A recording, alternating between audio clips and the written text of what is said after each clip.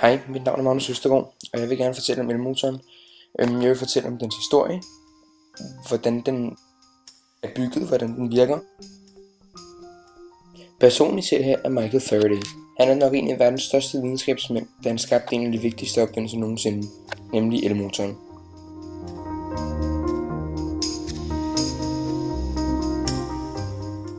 Den ungarske ingeniør Anja Sedlec byggede videre på Faradays opdagelse.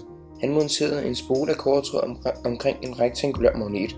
Spolen kunne dreje om sin egen akse, og når strømmen blev tilsluttet, roterede spolen.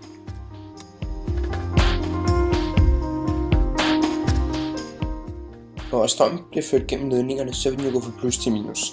Det kan den dog ikke, da der er et stykke isolerende materiale til at stoppe den.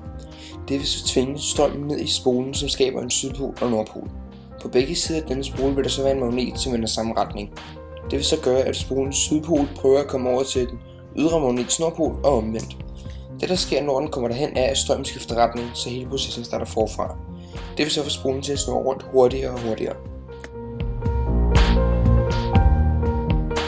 Du skal bare ændre på strømstyrken eller amperen. Ved at gøre det, kan du ændre styrken på elektromagneten rundt om spolen, og det vil så gøre tiltrækningen større. Så vil spolen rotere hurtigere rundt, og du vil få mere kraft på din motor.